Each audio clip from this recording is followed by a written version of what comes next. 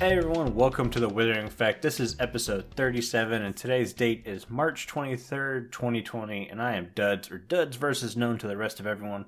And I am Jimbo, also known as Jimbo Slice 23.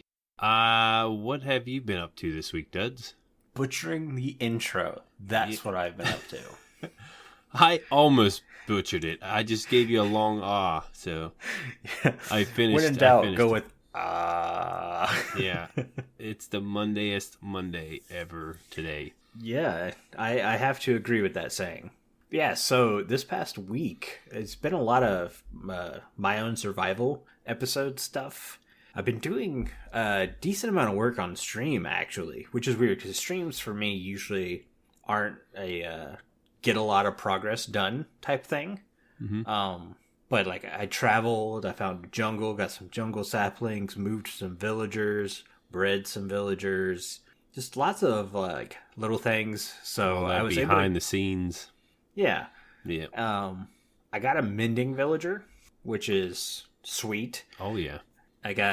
He's 18 emeralds, so he's not expensive either. No, it's not bad.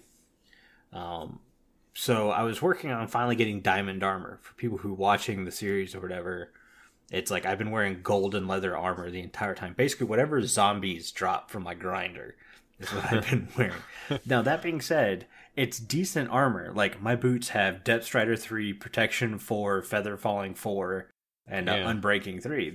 It's decent gear. Yeah. Yeah, I noticed that the gear that's been dropping lately, like, you can get... It's not the best kind, the leather or gold. It won't last long, but they don't have bad enchantments on it, especially for early game. Yeah, and that's one thing I wanted to bring up. So I'm making this diamond armor, right? I'm getting better enchantments off loot zombies are dropping than I'm getting from the enchantment table. Mm-hmm. I don't know what's happened to the enchantment table, but getting multiple enchanted items on one piece of armor is next to impossible nowadays. Yeah, and that makes it hard to keep diamonds because you got to combine 2 chest plates, which are 8 diamonds apiece. I mean, that's an expensive chest plate. Well, I was talking in my episode that I finally maxed out and I got my good armor complete with mending all over it and stuff. It's the most expensive armor set I've ever had in Minecraft. It cost over a stack of diamonds to make. Jeez. And I was just like, are you kidding me? That's the beauty about the villagers. Like, you can get your armor from the villagers. I don't think you can get every piece of armor, but you can get something, with certain enchantment. But then you got to hope they have a good enchantment on it. If not, I mean, there is the grindstone, so... Right, that's true too. But I don't think the grindstone takes away, like, curses. So if you get stuck with a curse, you're kind of stuck. Yeah, it is a curse. Yeah, so I got the most expensive armor known to man, and I've been wearing that. I also, to get emeralds and stuff to trade, hang on, y'all didn't hear that, but I just coughed really loudly. I moved a cleric down into my zombie grinder, which I didn't record because I didn't think it would be that interesting, but it was the funniest thing I've seen in a long time. Yeah. So to get to my zombie grinder, you go through my AFK fishing area. And I've got a ladder that drops you like 30 blocks, and then you can walk around the corner and boom, there's the grinder, right? Well, to move the cleric, I don't have rails and stuff like that. I'm broke. Iron at this point was still a real pain to get. So I was like, how do I move this stuff? And I'm looking into mechanics of villagers and stuff, and it's like, oh yeah, they want to go to their little workbench or point of interest block multiple times a day. So, what did I do? I took a brewing stand, put it like 10 blocks in front of the villager. He went, oh, brewing stand, and walked towards it. And I'd break the brewing stand, move that 10 blocks, and he, oh, brewing stand. And it's like leading him with candy. Yeah. I only had to move him like 40 blocks. So I did 2 high walls on either side to make sure he kind of stayed in a path. And he'd walk up in there. And then when I got into the AFK fishing room, I ripped out the ladder. And put water at the bottom of the hole. So as I went up, I broke the ladder, and then I put the brewing stand on the other side of the hole. And this villager, as soon as I put that brewing stand, went, oh, brewing stand, and like jumped into the hole. Just dive bombed. Just dive bombed, and then I'm like, Thank God I remembered to put water at the bottom of that hole. Cannonball. He just dove right in there, broke the brewing stand, moved him another like 10 or so blocks into place, put the brewing stand down, locked him in. I said, bingo. And he's been my main way of getting emeralds so far, just trading rotten flesh. Yeah. Yeah, it'd be good to have one of those right next to your grinder. I never thought about that. Mm-hmm. I mean, usually you'd get it. So, I mean, before, if you would have a cleric, you could always use it with your grinder. But don't they lock up? They used to lock up and stuff. But now with the station, you can keep on trading. Or is it how many trades? You can trade 2 times a day before they won't work again. But the zombie grinder's so slow that I don't ever get enough rotten flesh to lock him up. Okay. So, yeah, and getting the levels to constantly combine armor pieces, it was a very rough. I did it within like 2 to 3 days, and I'm gonna spend an hour getting levels, and then I finally get my chest plate done or something, and then I'd go, I'm gonna spend an hour getting more levels, and now I've got half my boots done. And yeah, it sucks so bad. It's to the point where like my next big project is gonna be getting levels, and I'm to the point where it's either gonna be a gold farm, because I've decided I'm building one before the Nether update, or it's gonna be a blaze farm, because at least the blaze farm is still useful if I have to like smelt a lot of stuff at one time. Yeah, I can. Blaze fuel is a lot easier to get than kelp blocks, which I'm using now.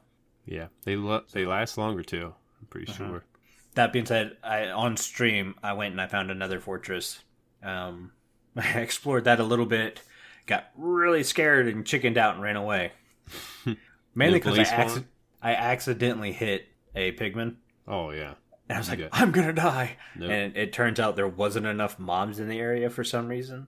Which I don't understand, because I'm playing on hard difficulty. But, yeah, there's that. I ended up going back and decided it's now or never, and I built an iron farm. I halfway built an iron farm. Only one stage of 2 is working. And that's mainly because I need my villagers to breed up again. Because if I were to put... I have 6 villagers. I've put all of them in the farm. Now I can't breed more villagers, so I need them to breed at least 2 more. Yeah. So... yeah, but my iron farm is working. I put it in a really cool location. I'm not going to do any crazy decorating with it, because I found, like, golems will spawn in random spots. Oh, yeah. So I'm just, like, not chancing it. And the spot I put it, it's underground. Turns out there were no caves where I was putting it, which you'd think that'd be awesome. But I have no beacon. I have efficiency 5, yeah, that's great. But I have no beacon, so... it's like 3 hours of digging, because it's just a massive hole.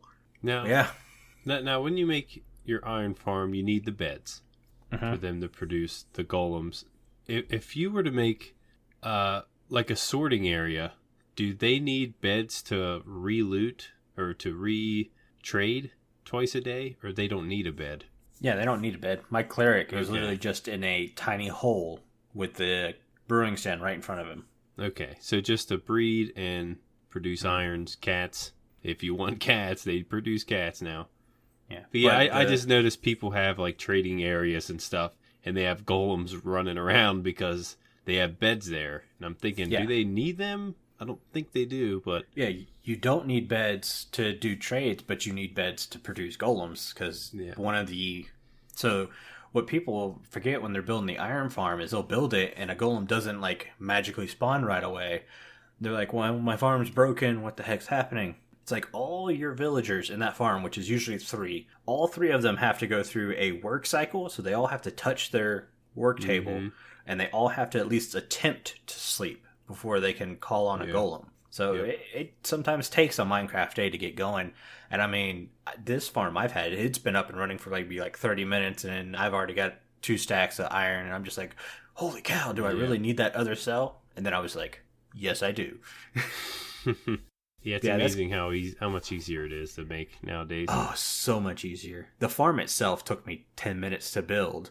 Maybe 20 minutes to move the 3 villagers in place. The zombie is the hardest part. And I got really lucky this time with when I put the zombie in, because this farm's like 10 blocks in the air. But while I was digging it out, I got to a part and I was like, this is where the farm's going to be built. I'm going to go ahead and just build the farm now and then dig out everything underneath it once it's built. And sure enough, as I built the farm, I was like, there's a zombie. I'm going to put him in the cauldron now so I don't have to worry about it later. And sure enough. Yeah, golems. I got golems. But yeah, that's kind of it for my week. What about you, Jimbo? Well, I did a thing on my channel. I made a channel promo. I've got to do one of those too.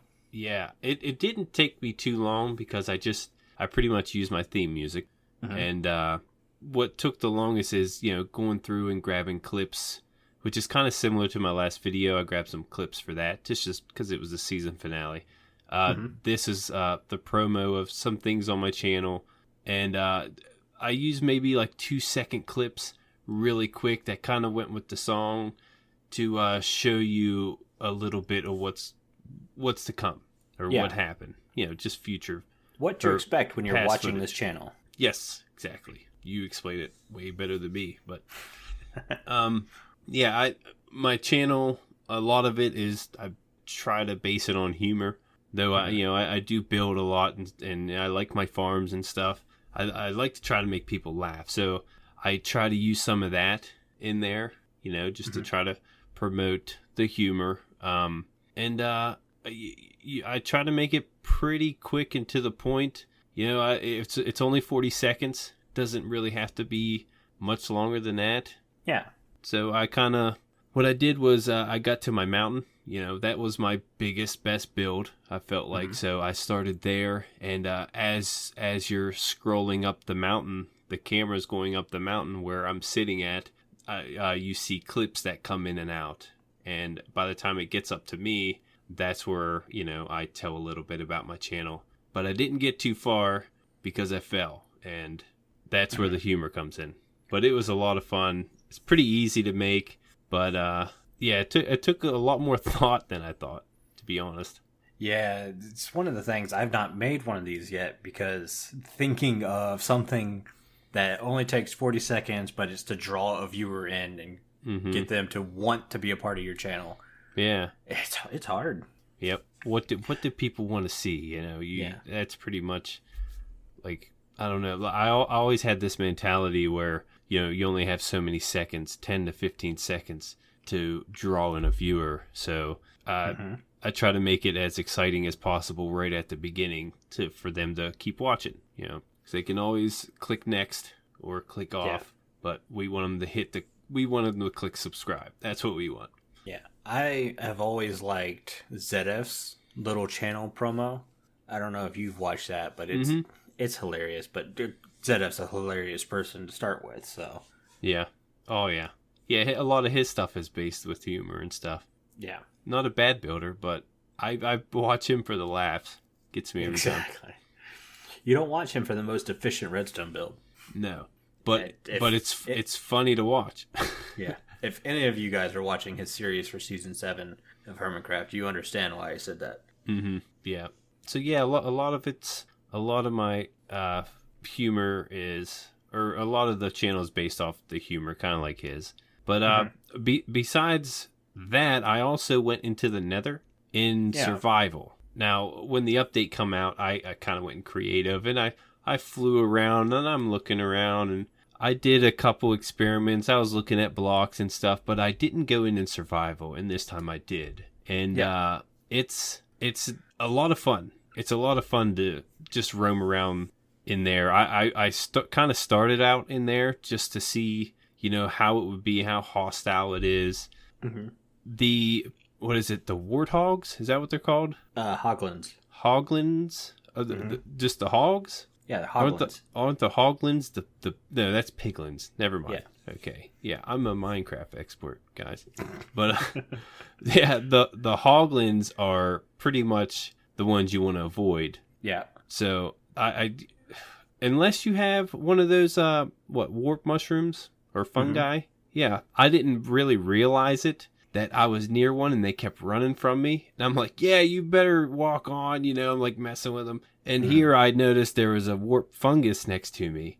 So I picked it up, and if I were to come across them, I would slap it down real quick, and they would run away if I was overwhelmed. Because that was my one thing. I didn't know if you had to constantly put it down or if you could hold it in your hand. No, yeah, you have to put it down. They don't recognize it in your hand. So which stinks, because that'd be a great thing for the offhand to just hold one of those fungus. Yeah, like you're in a bubble. Yeah.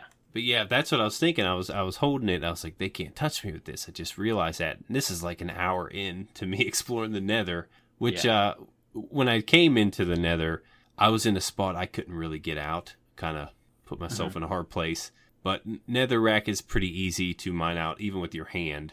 It might take a minute, but it's a lot quicker than stone. Or it's insta-mine, kind of, but not with your hand. But it's pretty quick. So once I got to the biome, the warp biome, I was able to get my wood and get my pickaxe, and that led to gold. Gold's pretty abundant, so I was able to get gold boots fairly easy, and then I could blend in with the piglins. And that's where you barter to get more items.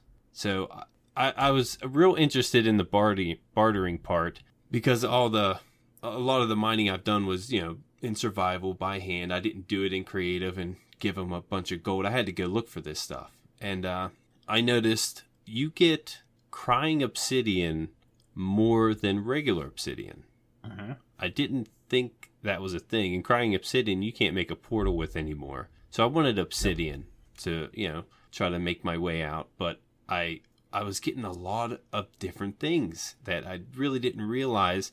They'll throw you like 20 to 30 iron nuggets at once. Yeah, if you give them, it's got to be an ingot. You can't give them armor, gold armor. You can't give them a gold pickaxe. You can't give them a gold nugget. It's got to be a gold ingot. They won't take anything else. And I think they threw me like 16 string at once. Yeah, they throw you a lot. They throw you something. They're throwing you a lot of it. Except for obsidian, you get one. Pearls, I got like 6 ender pearls they threw me. I'm like, wow, they're pretty generous. These guys are pretty cool. But I just made my way around to different biomes, just exploring a little bit in survival, and it was a lot of fun. A lot more fun. It's not as hard as it may seem, because gold is pretty abundant, and if you have some type of gold armor on, you'll be just fine. Yeah, I did see, like, if you don't want to mine the gold ore, if you have a silk touch, you can put that in the furnace and you'll get an ingot, kind of like ironworks. Yeah. So I know if you break it, you get nuggets, but if you furnace it, you'll get an ingot. So there's a way to be more efficient in your mining endeavors if you can get a silk touch pickaxe. Yes, and I did notice I had a wood pickaxe at first, and you can mine the gold with the wood pickaxe, but I was getting maybe 4 to 5 ingots with that. With the gold, it's not too bad. With the gold, I might have got 6, 7. The gold pickaxe, and really didn't experiment after that. I was able to get the gold nuggets to make iron nuggets to get the iron pickaxe eventually, and that's what I used. I think the gold pick and the iron pick actually gave you the same amount, but I would suggest smelting it if you could. But you got to have silk touch for that, so yeah. And the only real way to get out of the Nether, if you trap yourself in there, though, is the bartering, right? Because you need a diamond pickaxe to mine obsidian, so you're not going to be getting any obsidian. Well, I don't think you can just find obsidian in the Nether yet, can you? I know there was talks of like abandoned portals might be a thing. Well, there's always the Nether fortress. I think I found 2 pieces in there. Okay. Yeah, I found a couple diamonds in the Nether fortress, which I was able to make a sword. About that. Yeah, so there's still other places to loot, but bartering was huge. I had a full inventory just from bartering, and it was just cool to see the rates and stuff. And they threw what was it, fire potions or fire resistance potions at me. They threw splash potions of fire resistance. I got the soul speed level 3 boots. They were iron, but I was really those are more rare, but probably more common than obsidian. Pretty crazy. Cool. I'm wondering how like the bartering system's gonna work when it fully comes out. I know they've played with it a couple already, but I mean, my grand goal is to build a nice gold farm and have those guys, piglins, attached to the gold farm. So I can flip a switch, and instead of storing the gold ingots, it just starts throwing the gold ingots at these piglins. Yeah, just rain on. They could start bartering. Of course, now I'm going, how the heck am I going to get a piglin above the Nether? That's going to be the hard part. I know you can still break bedrock and stuff like that, but as far as I can tell, it's still a lot of work. And really, most anyone breaks one block at a time. Yeah. And moving a mob vertically one block at a time is kind of a pain. Ooh, you could, because mobs can climb scaffolding and ladders if I'm correct. You could do a scaffolding block or a ladder through that one wide hole and then take off your gold armor. And hopefully they'll chase you through the hole. Yeah, that's a good idea. That could be something. Yeah, it's one way to get them up there. Mm-hmm. But was that it for your adventure in the Nether? Yeah, I'd like to go a little more in depth, but I have an idea for it. So I'd like to stop there. But I do want to say it was a lot of fun. It can get hostile. There wasn't as many gas as I thought. I know there was before. I think they kind of chilled out on that a little bit. Enderman, there's a good bit of Enderman in there. Mm-hmm. And I found the piglins in the Nether Waste. They're abundant in the Crimson. But yeah, besides that, that's about it. Yeah, I knew Endermen in the Nether have become abundant because that's where I'm getting all my Ender Pearls from. Every time I'm in the Nether, I just kind of look around and there's at least 3 or 4 I can see. Mm-hmm. And I just go at them and kill them. Of course, now I'm fully protected in diamond armor, so I don't have to hide under a too high platform. I can just walk up to them and start smacking the crap out of them. Yeah, granted, I got way more pearls bartering than... That's true. So I didn't really have to attack. Pretty cool. All right, but let's go ahead and jump into the Minecraft news, because I'm sure that's what a lot of people are here for, considering how our survey episode went last week. By the way, if you guys listened all the way through that, thank you so much. You don't understand how much that survey really helps us. So we're already trying to implement cool stuff from that survey. Thank you. Yeah, thank you. Anyways, on to the news. We got Snapshot 20W12A. This is kind of... I'm calling it the cool Snapshot. Because this is when they're implementing features that have been requested for a while, and they're pretty nifty. Yeah. I'll go ahead and read through the features, and then we'll go back and we'll talk about each one individually before we get into the changes and bugs, fixes, and everything like that. So the first feature is they've added the respawn anchor, and the respawn anchor is a block you can build out of crying obsidian, and what's the other? Glowstone? Glowstone, yeah, it's like 6 crying obsidian and 3 glowstone, and that'll create this respawn anchor, which you can charge up using 4 glowstone blocks, and that gives you 4 respawn points when you die. That one was building up. My bad. I do want to mention before you move on, I did not know how to make those. I wanted to make one of those, and I didn't know how to craft one. So yeah, thank you for telling me. Yes, 3 crying obsidian on top, 3 glowstone in the middle, and then 3 crying obsidian in the bottom. It's like a glowstone sandwich. Okay. Yeah, I must have missed that part in the snapshot news, but yeah. So yeah, you get a max respawn 4 times. My thing is, I haven't seen anyone, like, if I set one of these things and I walk away and then I sleep in a bed, is it still going to teleport me to the Nether when I die? That's a good point. Does this anchor override everything? Yeah, it depends where you die, maybe. I don't know. Yeah. And if I come back into the Nether, do I need to, re-click this anchor and get reset? Yeah, those are good questions. I don't know. I said we were going to go through all this, and then we stopped on the first one. Yeah. Let's get back to it, and then we can get back to this respawn anchor. All right. They've added Polished Basalt. So you just take your basalt you mine, and you put it in your furnace. And now you've got a smooth-ish, I'm adding the ish, texture to your basalt. Warped and Crimson Nylium can now be bone mealed to get, the fungi and the weird grass-style vegetation. Yeah, I think it's a good word for that. Also, hoes are now the appropriate tool for sponges and wet sponges. Hoes are getting a lot of work done lately. Yeah. But anyways, let's move back to that respawn anchor, because it's such a cool block. One, it's very pretty.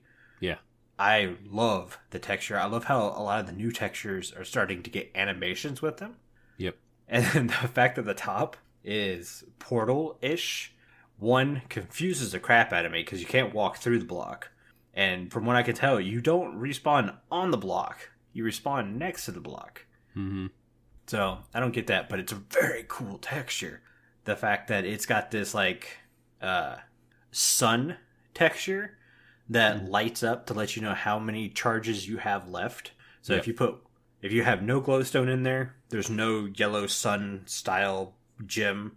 And then if you put one in there, there's like a quarter of the sun. If you put two in there, you got half, so on and so on until you get 4. Yeah. Also, as you put the glowstone in, the respawn anchor lets off more and more light, which I think's a great little nod to the fact that you're putting glowstone in it. Yeah. So the glowstone's making this block brighter and brighter. Yeah, that is pretty clever. Do you like it? Sorry, I had to take a big drink. I'm sure you guys can hear me starting to want to cough. I've barely coughed all day, and then we sit down to do the podcast, and it's just like... Yep. That's how it goes. I have trouble with my drinks. So, like, before the podcast, I'll take a drink, and I don't know if I'm breathing at the wrong time. But, it goes down the wrong pipe sometimes before the podcast, and I got to kind of cough it out. Yeah.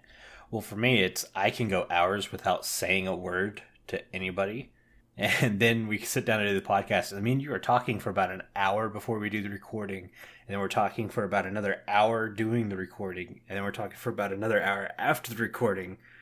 So just constantly talking. Yeah. It's making me cough a lot. Which, so much editing is going to go into this video, by the way, guys. So respawn anchor. I'm trying to think if there's anything I've missed. The big thing is I want to know, will a respawn banker override your bed? Or if you sleep in a bed after setting one of these things and it still has charges, will your bed override that? Kind of like how you can sleep in multiple beds and whatever your last bed you slept in will override it. Yeah, that is a good question. Never really thought about that. Yeah. I noticed they made like a PvP arena with that anchor because you can respawn right next to it. And if you put 4 glowstone in there, if you were to fight someone, it would keep your score. And I thought that was a really cool way to use it. Yeah. But I think it's only active in the Nether. You can't use it outside. Well, here's the other thing. If you put down the respawn anchor and you put 4 charges in there, do I know that you put 4 charges in there? Like if I randomly walk up on this, will it show 4 charges? Or will it be empty and then I have to put the glowstone in? Or could I put 1 charge take in some there of your someone? Yeah. Well, can I just click on it, not put any charges in there, and just take one of your charges without you knowing? Didn't hear tricky that stuff. But now I'm curious if like someone has half of a charged up obsidian block, can you put 2 more, and both of you have charges in the same block? Right. They did mention that player UID changed, and it's to allow setting spawns in other biomes, or not biomes, but worlds, such as the Nether and the End. So I think it kind of keeps track individually. I think it's going to work like an ender chest. Yeah, okay. That makes sense. I'm not sure. It'd just be cool if like 4 people came up and they all put a glowstone in there. So if anyone died, they would all respawn at that 1 block. Well, I mean, they would because they all put a charge in there. Yeah, I was just curious. But if one person died 4 times, I have the feeling it's only going to respawn them once. Mm-hmm. Yeah, the player UI. Yeah. Also, the respawn anchor only works in the Nether. If you put it in the overworld, if you put it in the End, and you click on it, it's going to blow up like a bed. Okay, that's right. Yeah. Don't use it anywhere else, even though it's such a good-looking block. Like, I have ideas where you could put this somewhere and use it kind of like a lamppost and stuff, and it's like, come on. Yeah. No, everything's got to blow up. You can't even place it? I don't know. But if you're using it for a light block, you have to put glowstone in it for it to get bright. I think by itself it has a light level of 2, so it's like, Yeah, that's a shame. Yeah. But let's go on to the Polished Basalt. Yeah. Because this is a really cool thing, but also feels like it's missing something at the same time. I'll let you talk about that for a second. Yeah, so I know exactly what it's missing. The smooth variant. Now, it smelts to become the polished, and it's kind of similar. I mean, if you have a polished andesite, it's going to look like the regular andesite except polished, which is what they did. Fine. But you're smelting it, and usually it becomes smooth. And I feel like we need a smooth variant of the basalt that looks similar to the netherite block. Because a lot of people want to play with that block, and a lot of people aren't. So I feel like it's not going to have the same, attributes. It's not going to work on a beacon. It's not going to. It's just for looks, and I feel like they can come up with something. Maybe 3 variants of that basalt block. Mm-hmm. Now I think their biggest problem in all of this is the fact that they made the netherite block look so good. They should have just made it purple, and no one would care. That's a good point. No one likes purple, so just make it like that, and no one would have a problem. Yeah, it just looks like it'd be so usable in so many different ways. I did get a suggestion. I can't read it because I turned my phone off, which is a great idea for me to do. But it was from Gamertron13 on Twitter. He mentioned, what if you could take your basalt, combine it with iron, and call it Fool's Netherite? It would look like the netherite block, except it wouldn't, it would be like what I said, the smooth variant of the basalt. And I thought that was a great idea. Like to see something like that happen. Yeah, I could see it. I would rather just be able to take, like, if you take polished basalt and maybe you take 4 polished basalt, you can then make a smooth basalt. Kind of like how you take cobblestone and you smelt it, you get smooth stone, but then you take that and you can create stone bricks. So instead of creating the smooth texture through the furnace because they've already gone with polished, I don't know. Yeah, or if you smelt it twice, like you get cobble to stone to smooth stone. So yeah, maybe if you smelt it twice, it could. Yeah, maybe smelting it again is. We want the netherite. We want that block to play with. Can we get it? Can we get one of those? Well, I'm fine with the texture of the basalt. Mm-hmm. I shouldn't say texture. The coloration of the texture is really good. I think it's a very useful thing. But the texture in itself, to me, will have a very limited use. I have a couple uses already for it. But to be able to take that and get the texture of the netherite, but with the coloration of basalt, would be super useful. Yeah, I agree. Yeah, there are ways to use basalt, but yeah, that netherite block, that's the only thing on my mind right now. Sorry, excuse me. All right, well, we're going to move on for that. We're going to get into the warped crimson Nylium bone mealification going on. So before, basically, to get this vegetation, you'd have to pick it yourself. I think shears are the way to go, just like it is for grass in the overworld. You don't have to do that now. I think that was kind of going to be a given feature at some point. It's kind of like you do it this way in the overworld, you kind of got to do it this way in the nether. And sure enough, now you can. Yeah, I did try that when I was in the nether. I would take warp vines or the warped, the spiral twist. You're talking about the twisty vines? Yeah, the twisty vines. And to get up to places, I could take bone meal from a skeleton that I killed and was able to get up to different places. I was able to use that. Yeah. And to get down, you could do the same with the crimson vines. So it does give a different element. I like it. And it's random. You bone meal it. It could go one extra length or 7. It's pretty random. But this added feature is talking about how now you can get the grass and fungi and all that stuff. So if you were wanting a fungi farm, you could just bone meal the Nylium. Okay. And you'd get a bunch of fungi. Okay. I thought it was the twisted vines in the... Yeah, that was last snapshot. Was that the last... Okay. We've talked about that. Oh, okay. Jimbo's so lost in days. This is what happens when you play 7 Days to Die 7 days a week. Well, I've been playing the past few days, that's for sure.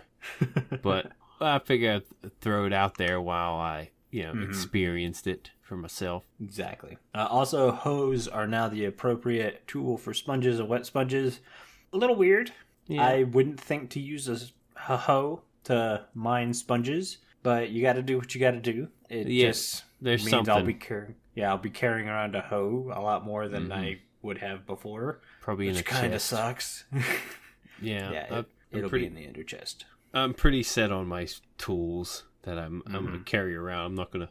I'll have a hoe on hand now, but I know what you mean. But it's nice to have, a tool for that. It used to take forever. It seemed like it took forever to mine out sponges and wet sponges, but now it's instant. Yeah, and I've changed how I use tools. Like, I used to never carry my Fortune 3 pickaxe with me. Basically, my Silk Touch was my daily driver.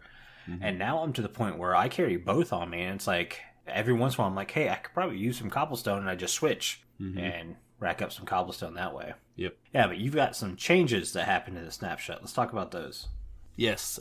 First change, when fishing, treasure loot can now only be obtained by fishing in open waters. That's a big one. Do you want me to keep reading? Yeah, go ahead and keep reading. We'll come back and talk to it, because some of these aren't that big of a deal. Okay.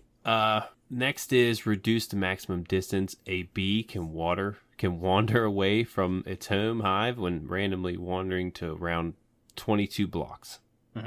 Nether gold ore can now be mined with any type of pickaxe and drops a few gold nuggets. Parrots imitate hostile mobs less often.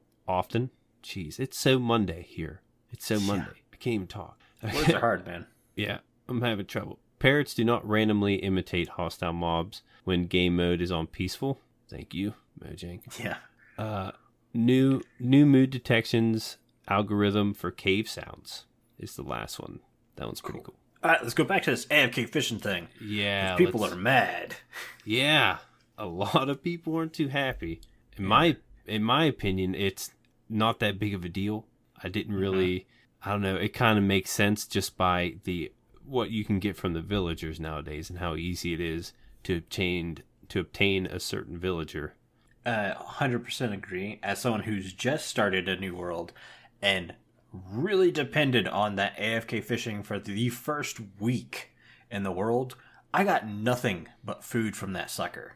And it's not worth it. That being said, there's already people who have figured out a way around this open water thing to build AFK fishers. Yeah. So, I mean, let's face it, it's the redstone community. Mojang's going to change something, and they're immediately going to come up with a new farm to get back what they just lost. That's what they do. Yeah. I'm with Jimbo in the fact that it's much easier to find a village, to breed some villagers, and trade with villagers more than it is looting a fishing rod. Yeah. It took me 3 days to get armored up. It took a week, and I didn't get a single useful book other than Unbreaking 3 from an AFK fisher. That being said, I was armored up by zombie drops from a zombie grinder a lot faster than anything else. So yeah. Now you do still get fish if you were to use this regular design. It's just the treasure loot. Now you can still get XP, so it could be a good source of XP if you would like to use it. But what I think people are more mad about is them not having a choice now, because some people decide if they're going to use it or not. If you don't want to use it, you don't have to use it. But the fact that they don't have a choice now, it's broken. And the farms that they made up now that they tried to fix, there is a farm made to get treasure loot, but it's very slim. You're not going to get much. Yeah. I don't know. I was going to be on the boat of use it just to get the food, just to get the fish, and you get XP. So there you go. But I'm to the point now where you think about it, chicken farm is way more useful to produce food because you don't have to be with it. It can just run in the background while you're doing other stuff. More important stuff like finding diamonds, because that diamond armor is going to cost a lot. Yeah, that's a good point. I don't know. I'm for it. I don't mind it at all. So yeah, me neither. Yeah. Let's go to the maximum distance of beacon wanderers, now around 22 blocks. Thank the Lord. Yeah, I wish they can wander to water constantly. That would be my ideal fix change. Oh, just make it so if they see water, they avoid it, kind of like the Hoglins avoid the fungus. I'm talking dive right into it. That's it. But yeah, I don't know how many bees I've lost because they just wander off and never come back. Because, like, they'll wander out of range of the hive. And they're like, I don't know where the hive is, so I'm just going to stay here now. I noticed in videos that people would be out in the middle of the ocean and there's a bee. I'm like, why is there a bee out there? So, yeah, it makes sense. Yeah, I'm just joking around with the whole, I wish they would dive in water. I'm not a big bee fan in real life, so I'm kind of, on the fence about the bees in Minecraft. But the honey's great, so you want to keep your bees, and they've been dying a lot because of the whole wandering thing. So it makes sense. It's a good change. Yeah. The last big new thing would be the new mood detection algorithm for cave sounds. Mm-hmm. I'm kind of excited for that. I'm tired of getting creepy cave noises on the surface. Yeah. I'll be in my house and there's a creepy cave noise, and I'm just like, what? Yeah. What's that? That being said, I've been doing a little bit of caving around my place to light up. There was a cave right underneath my house. It's wherever my ocean wall was. I was down there because I'm trying to kill trident guys where they drowned. Because I'm like, if I get a trident, I'm going to be conquering an ocean monument here soon. But I haven't had one spawn with a trident yet. But anyways, yeah. New cave sounds. I'm looking forward to that. Maybe that means there's a cave update coming in the future. Yeah, I think they're kind of pointing that way. Yeah, it's kind of what everyone's asking for. Yep, and they've been listening. Let's get into the bugs because we're running pretty late on this episode. Yeah, and again, we were worried we wouldn't have enough to talk about. Yeah, well, because of the survey, we're trying to take our time and talk more about the news and what we've done this week, going more in depth on stuff. So again, thank you guys for the survey. If you like this new way of doing it, let us know and we'll keep doing it this way. But yeah, bugs real quick. The big one, the granddaddy of them all, MC-113809. Chorus flower plant, bamboo, sugarcane, cactus, and other plants will grow instantly when supporting block is replaced with the same type of block. That's gone. No more zero tick farms, which I am happy for. I never liked the zero tick farms. Nope, I wasn't a fan of them. I get them, and I get they were cool. And I could never complain about them because I've always said that if it's in the game, even if it's not meant to be in the game, completely fine with people using it. Yeah. I didn't like them. I never used them myself, but I saw it wasn't cheating if you were using it. No, it was actually really clever how they figure that out. Props to whoever figured that out. But yeah, same thing. I wasn't a big fan. The only things I can see as cheating is like you're playing on a multiplayer server and you're duping diamonds and basically buying the shopping center out. That's the only kind of real cheating that I could see taking advantage of game mechanics and stuff. To me, this next one is my favorite bug fix. The MC-122128 recipe book resets itself to closed state after death. I got so tired of that. Now, that being said, I mainly had a problem with it when I came back and forth through the end.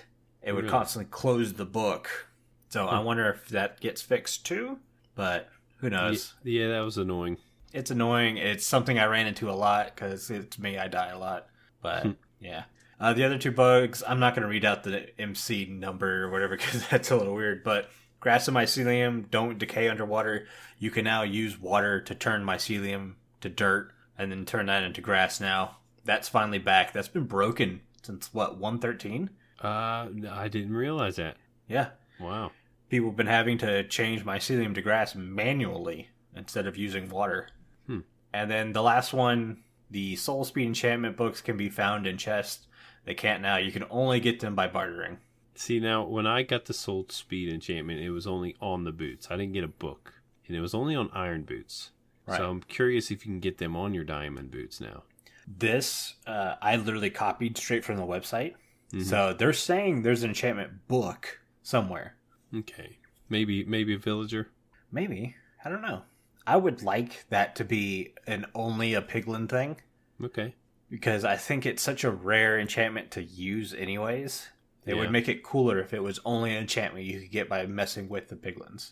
And it does Some help. people might not like that, but I was able to use it a good bit because, those hoglins are pretty sneaky, but I was able to get away. Granted, they're a little bit slower on that, and I would very rarely catch them when I'm on soul sand, but it was pretty useful.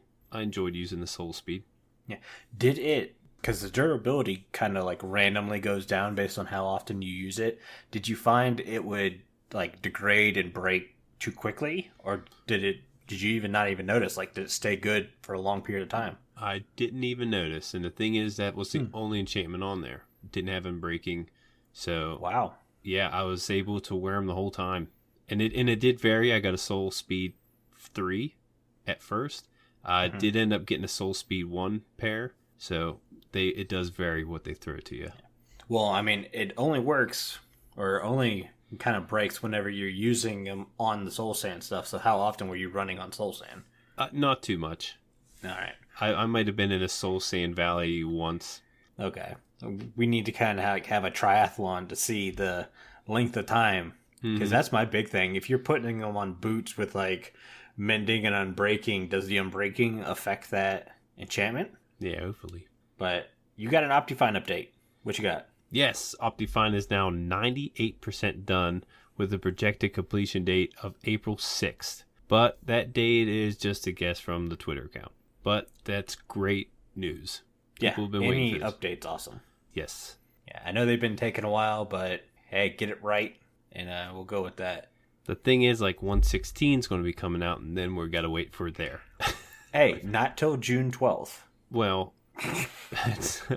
I'm thinking of something to come back, but I can't. You caught me off guard on there. You caught me off guard. It's the Mondays. Hashtag May 12th. That's all I'm going to say. Yeah. Anyways, let's get into this week's Discord ad by the one and only Link. Thank you so much, Link. Hello there, miners and crafters. This is Link. Come and join me on the Withering Effect Discord. It's a great place to hang out with the people that work on the show and other fellow listeners like yourselves. The link is in the show notes. Join today and let's discuss the game we love. Alright, thanks again, Link. This week, Link. On Block of the Week, in Discord, we asked you to talk about the lectern, scaffolding, and dispenser. Vote on which one you want us to kind of give a little bit of background about and all that good jazz. And you guys voted. And the winner this week is...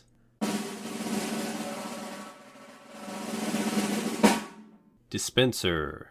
Yeah, why would you guys pick the dispenser? You know how hard it is to come up with useful features for the dispenser? We do have a listener comment on the dispenser, so let's go ahead and do that one first. Yeah, we got a comment from RPKM, in parentheses.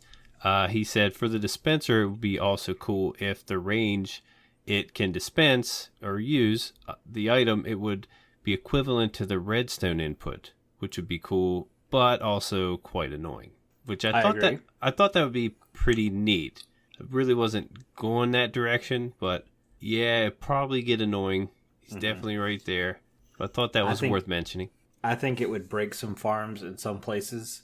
Yeah. Maybe not so much you have to worry about it, but it was a cool idea. I'll give him that. It's very outside the box thinking, because the only things I could come up with, other than the normal stuff the dispenser does, I love the fact that the dispenser's got a little bit of love. So not only can they do the place and retract water buckets, they can now shear sheep. I thought that was a game changer. I love that. The place lava and stuff. The only thing I could really think of, well, there's two things. One, be able to place immovable objects. So maybe be able to dispense obsidian. So it would finally kind of give you a way to move immovable objects, even though it's really only just placing it down. But the next was if you could put like an enchanted sword in a dispenser, and it would act kind of like the shears do, and whatever's right next to the dispenser, it would hit it with that sword. So if you have like a skeleton grinder or a zombie grinder, and you put a looting 3 unbreaking 3 sword in there, and just kind of stand there, and that dispenser's on a clock. Easy way to get free XP. That's a good suggestion. You literally took it out of my mouth, because that was my suggestion. I do this every week. I was more on the side of like an axe, to where it could break the wood for you, like on a tree farm. Oh yeah, that would be a great tree farm. If you could put axes inside of a bunch of dispensers, you don't have to do that manually now. That's one thing you have to do manually is wood farms. I mean, wood farms, you have the TNT now that does it. It can break it for you, but I just thought that'd be a pretty cool idea. But yeah, pretty similar to yours. Thanks. No problems. I actually like your version better. I really think that would be an awesome advantage for a tree farm. Mm-hmm. Yeah, man, get on that. That'd be really cool. Other than that, go ahead. Oh, I just wanted to mention that I do like using the dispenser. My favorite way is to transport items up water streams mainly. There's clocks, there's different circuits you can use to the dispenser that detects itself and spits it back out. Why use a dispenser for that? Not a dropper. Yeah. Oh, yeah, I'm thinking dropper. That's exactly what I'm thinking. To me, the dropper, because it doesn't launch an item out of it. The dispenser launches an item a good 3 to 4 blocks in the air before it lands. Yeah, and if you were to collect arrows, it's going to shoot them. Exactly. It's not going to dispense them. So, yeah, I was thinking dropper. I don't have this written down. It just popped in my head. Well, see, that brings my next thing is the dispenser and the dropper. They look so similar. The only difference being the hole. The dropper is square and the dispenser circular. I'd like to see a new texture for one of those to really kind of change it up. Yeah. And so you could tell them apart easier. That's a good point.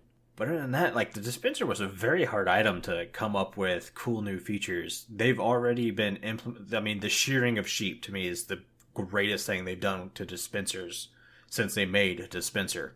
Yeah. But other than that, to me, the dropper kind of reigns king because, like you said, item transportation. It's such a easy block to use, and it doesn't cost anything. It's 7 cobblestone and a redstone dust. It's so cheap. Yeah. Well, they did make it where you could put used bows in dispensers now. You remember when you used to have to put brand new bows to make dispensers? Oh, yeah. Okay. Yeah. It's way easier to craft. Now that you can use used bows, that's also a great thing that they've done to that. The worst is when you have your infinity flame bow and it's got everything on it that you want, and you turn it into a dispenser. That's true. That's the worst. But hey, that's your fault. I've done it before. Just saying. It had to be on a Monday, right? Probably not to me. Yeah. Anyways, we've kind of out of time. Do we want to go ahead and read us out, Jimbo? Sure. If you like the show, you can share it with all your friends and on social media. If you listen on Spotify, follow us. Or if you listen on Apple Podcasts, leave us a nice review. Doing any of these really helps the show reach more listeners. If you would like to get in contact with us, send an email to podcast@rippleeffectsmp.com. Tweet us, leave us a voice message to join our Discord, where you can have a chat with everyone who works on the show and fellow listeners. All the links are in the show notes. Yeah, this show has been brought to you by Jimbo and myself, but also our digital producer, Carl. He helps make sure the show ends up where it should be. I want to put it out there. He changed Jimbo's end script. Yeah, messed me up. A little before the end. Hey, you got through it. Smooth. I know. Nice. I'm like, whoa, what's that? What's that doing there? Thanks, It's Carl. like a whole full 2 sentences longer now. Mm-hmm. Anyways, the amazing music you hear in the intro and the outro was created by the one and only Decoy. Everyone's social media info can be found in the show notes. You guys have been awesome. Thank you so much for getting withered with us. Go drink your milk now. Bye. See you later, guys.